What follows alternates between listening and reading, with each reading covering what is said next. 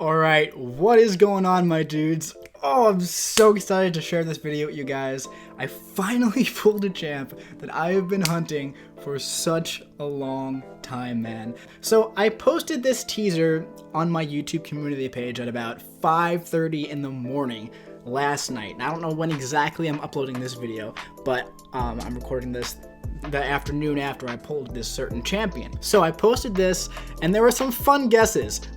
Katie came in strong with a really fun guess here. 5-star Juggy rank of video incoming. Ooh, Katie, great guess. But that is not correct. I don't think we're taking Juggy up anytime soon. My buddy Nick's coming in, going for Nick Fury. He knows I have Nick Fury ranked up. I think it's a Moon Knight here we have.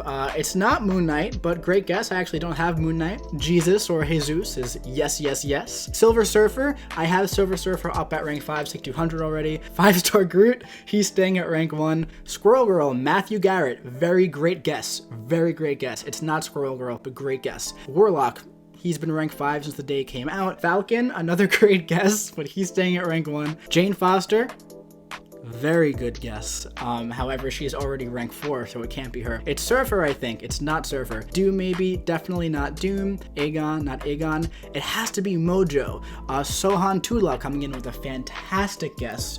It's not Mojo. I have Mojo unduped at rank 4. 5-star Kamala Khan. Midnight Blank says, and then Suida comes in and says yes. However, I'm sorry, Suida, it is not Kamala Khan. Not yet. Not yet. So let's go ahead and switch over to the video now, okay? Alright, so you guys know I like to compile all of my featured crystal openings into like one video, okay? So I opened a featured last night, and I wasn't too happy with the results, and I was just getting the itch to open another crystal. And I finished the incursions for this week with my dungeon buddy or my incursion buddy, and I decided just to go for a basic here, man. And I went for the basic for 22k, and it's spinning around. I'm not even expecting anything, and it finally, after all these years, lands on a 5-star Quake, dude. Oh my god. I couldn't believe it, man. I couldn't freaking believe it. I took the screenshot, I was just staring at my phone, took another screenshot. I was in awe that I finally got the champ that I've been hunting for so long. I was so excited I accidentally pressed back that I had to go back into the champion level up screen.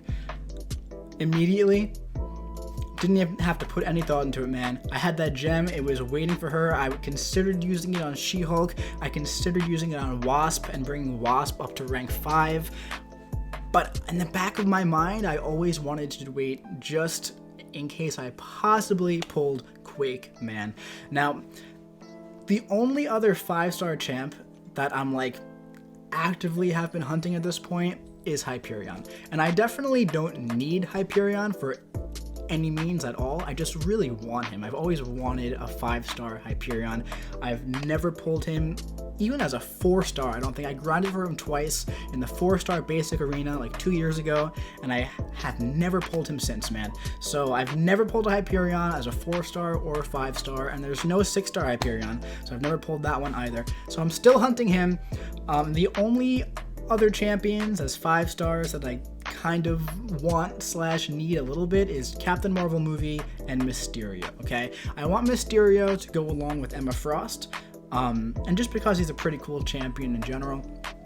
And I like Captain Marvel movie just because I know she's a good champion. She's not my favorite champion in the world at all, but I do respect how good she is as a champion and understand what she can do. But Quake is the champ, man, where like every time I go for like I went for my 6.3 Legends run, I went for my 6.4 Legends run, and you know, I was ranking up champions for the run, and I was thinking to myself, all right, I would want to use Quake for this path. You know, I'd want to use Quake for this 200% power gain path, or I'd want to use Quake for this for the power sting path. Or I want to use Quake for this boss, or I want to use Quake for the special Connoisseur path. You know, it would have been so much easier if I had Quake. Now going forward, you know, Act 1, the Union, or / Act 7, it's coming very soon. You know, the beta's coming up in a couple days. I was invited to the beta, and now I should have Quake for that beta, you know? And I've already went back since I pulled this last night. It's been 10 hours since. I've already went back into Act 6.4, and I've recorded a couple of fights using this rank 5 Quake to show you guys here. I've played with my 4-star Quake a lot. I'm definitely not by any means a Quake master. Like, I don't think I'm going to be going in and soloing 4 mini bosses every war. However, I'm very comfortable with Quake already because I have used the 4-star a lot. I've practiced with my 4-star in anticipation of finally pulling her as a 5-star. I now have 1, 2, 3, 4, 5, 6, 7. Oh my god, I have 7 rank 5 science champions. Here, this was this clip right here was from when I was taking the screenshots of all of that to make that little teaser on the community page. But let's go ahead now, and we're gonna switch over to the videos that I recorded from the fights, and there's gonna be 3 fights here. Okay, now like I said, I'm not a #1 Quake master, okay, but I am very comfortable with her, and I would love any feedback from any of those super Quakesters out there, right? I would love feedback for what I could possibly do better. Like I said, I've had this champion for 12 hours now. I feel good about where I am in 12 hours with her. But up first, we are going for one of the more annoying paths in 6.4, okay? This is the power gain and the all or nothing, okay? So it's basically all or nothing. It's special 3 bias. I actually did get clipped at the beginning of this fight, but I'm not too concerned about that. I'm just backing up to the wall. I like to start the fights by holding heavy. I know that's a quick pro tip I've heard thrown around a lot, but I'm right off the bat, I'm going in with the, what's it called? The Quake and Shake? Is this Quake and Shake or Quake and Bake? I'm not even sure yet, but I'm doing the, where you hold the heavy and then you dex, okay? I'm very comfortable with Warlock's animations, so this wasn't too hard to jump into. This was also my first attempt at this. This was my first fight that I did with my rank 5 Quake, and I feel good about it, man. Like, his health is draining, dude. In my Legends run, I did this entire path with the Ghost Trinity, you know, and my 6-star Sig 150 Ghost took about 3 times as long to get through this fight. And like, you know, people say, you know, you shouldn't be using Quake for a Legends run, but like, look at how fast Quake is draining this Warlock, dude. I'm not getting any of the virus charges on me, so I'm not getting infected, so I don't have to worry about my health draining from the virus. He hasn't even reached 1 bar of power yet. Now, looking back at it, he is gonna hold his power until he gets to special 3, so I could have thrown a couple more heavies there. But it's not even an issue, man. Like, Quake got through that Warlock like it was nothing. Through like, it was like 5 cycles of the concussion. So up next, we are just gonna do one more fight on this path.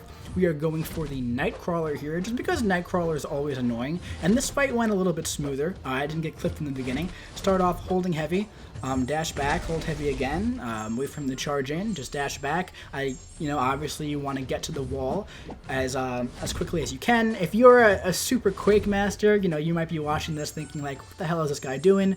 He should be starting like that. And if that's you, like, honestly, please let me know in the comments below how I should be starting these fights and what would be more optimal, okay? Here, once again, you know, looking back at this fight, I probably could have thrown those heavies, done a little bit more damage, but it also might just be more beneficial just to hold the heavy and just get those Quake charges, concussion charges, I'm not even sure what they're called, up as high as they possibly can be. That way, when he does get stunned, he does do more damage. The aftershock. Okay, I think it's called concussion charges that lead to an aftershock. And the more charges that there are, the more damage it does, I think. I know how Quake works, I just don't know like the exact technicalities of her yet. I haven't even read through her abilities yet. I've played with the 4-star so many times.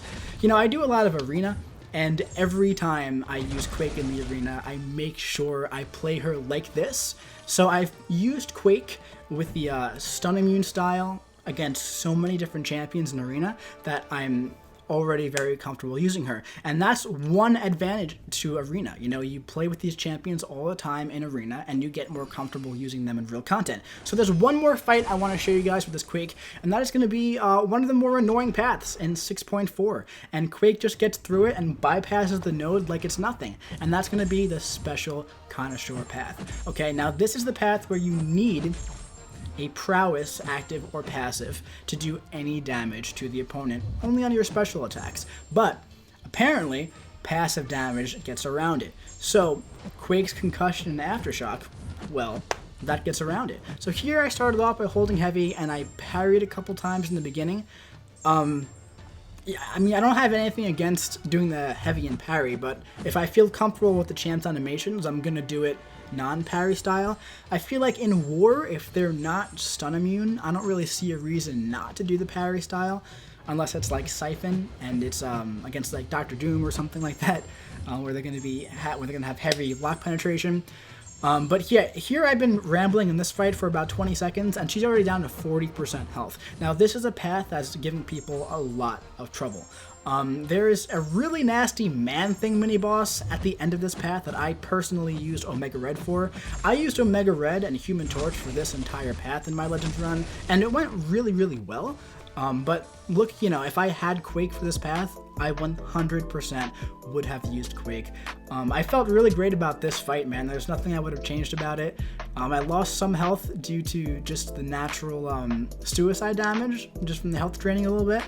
But, you know, I didn't get hit, I didn't get clipped. I did a couple parries, but that's not too detrimental to the health there. You know, Quake is one of those champs who's just really, really great with suicides if you can play her solidly.